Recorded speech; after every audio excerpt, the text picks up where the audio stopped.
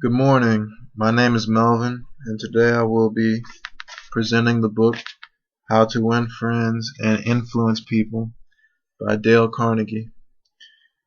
Basically, this book has been revised from its 1930s version to a 1986 version, but most of these aspects still greatly apply today as far as communication and one-on-one interaction with others, especially in the business world. I would suggest this book for people who are in business and or just in everyday life, even in college, and wanting to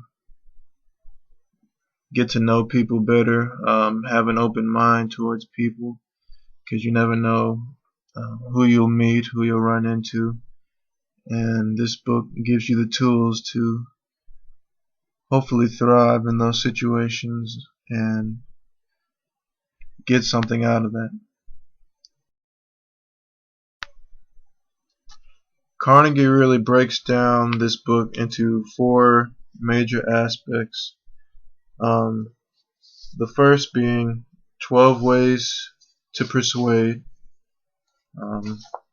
The second being 6 ways to connect with people. The third being his 9 ways to change people without arousing resentment. And the fourth way, which is the way I will talk about this morning, are his 3 fundamental techniques in handling people. And basically all of these aspects break down, each way is broken down in the book, and he also gives examples of his life or friends' lives, and he really makes it easy to follow. So here we go. So as I mentioned, I'm going to talk about Carnegie's 3 fundamental techniques or principles. The first principle being don't criticize, condemn, or complain. This is key, especially in business, because you don't want to criticize your workers or make them feel like what they're doing is not good enough.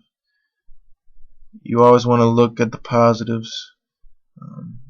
If you do criticize, you want to make it less as a in your face and you're doing this bad, you're doing that bad, and just break it down easier for them. But typically you want to avoid criticisms. We as a people dread condemnation, so instead of being, like I said, blunt, give them more of a Carnegie wants us to give them more of a pridefulness and pride factor and vanity factor, and because we thirst for approval. The person we're going to condemn and correct will probably justify him or herself and then condemn us in return. So wrongdoers blame everybody but themselves.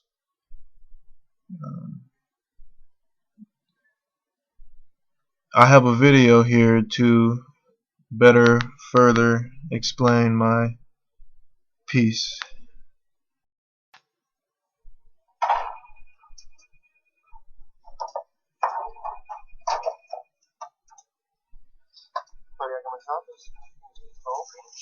Sweet and low.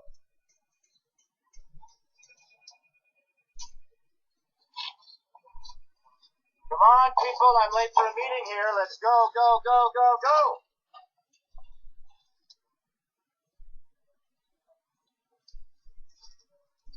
What is this? Sweet and low? No. This is not sweet and low. This is equal. Blue packet. Sweet and low is pink. You see, equal blue, sweet and low pink. It's not the same thing, is it? Well, I think they both contain the same. What equal contains is not my concern here. I don't care if there's fucking fairy dust in it.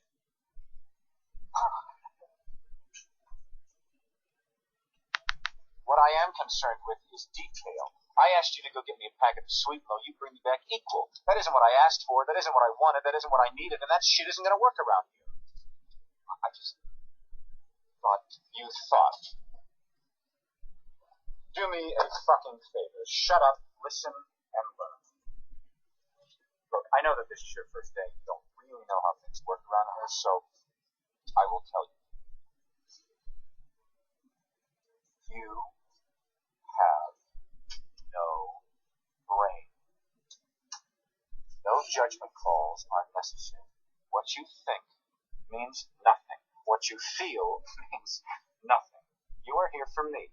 You are here to protect my interests and to serve my needs. So while it may look like a little thing to you, when I ask for a packet of Sweet Low, that's what I want. And it is your responsibility now to see that I get what I want. Am I clear? Yes.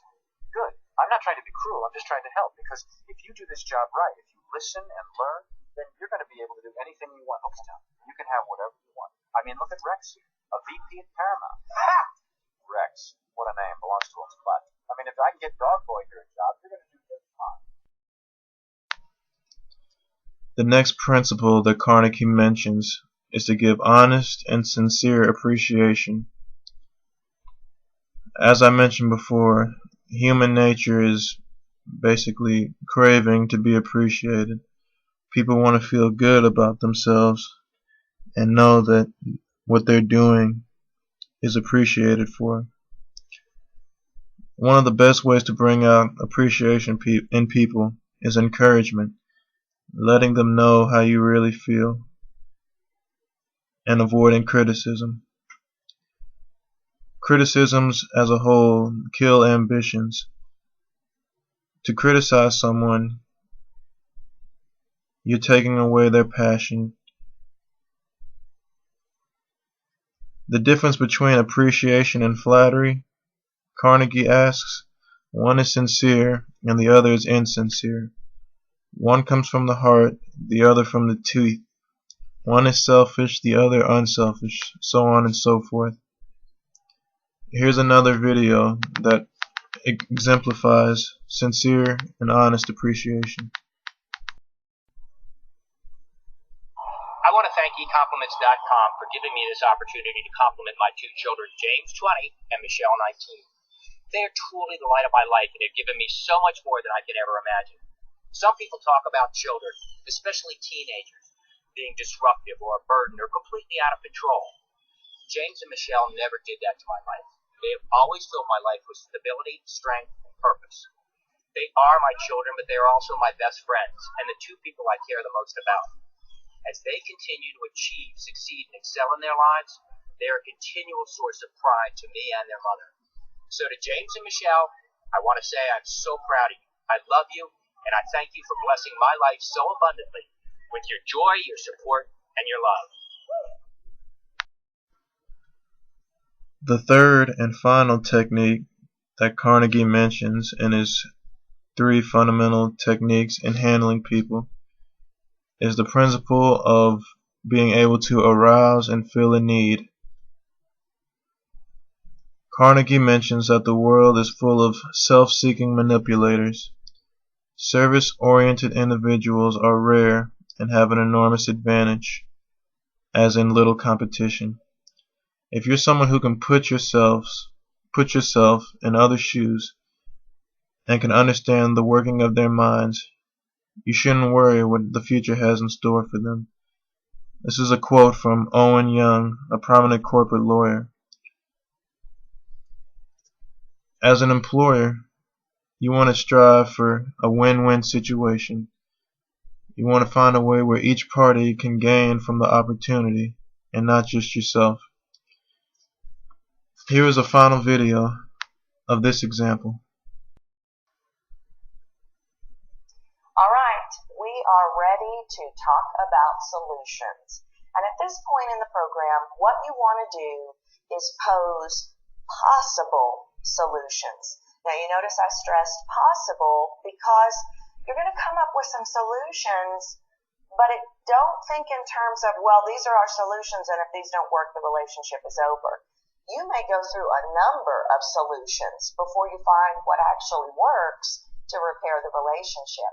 The first thing we have to look at when posing a solution is think in terms of win-win strategies.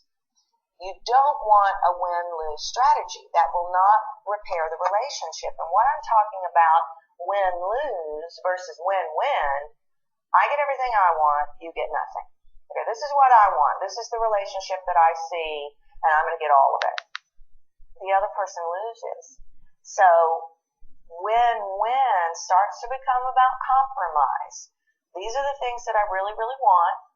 This is what you really, really want. So I'm going to have to compromise a little. You're going to have to compromise a little so that we can both win. And that's what you're going for as you start to pose and create these solutions. In conclusion, I just want to reiterate how this book, even in today's world, resonates greatly with human society.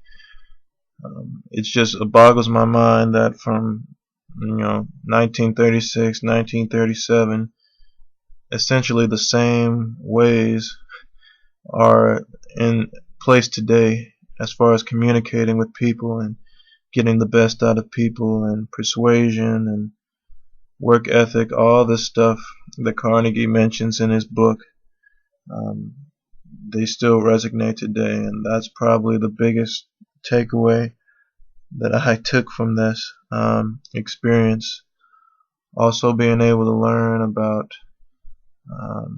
really it's the little things that you can do to maybe get the best out of somebody, and essentially getting the best out of yourself at the same time. Thank you.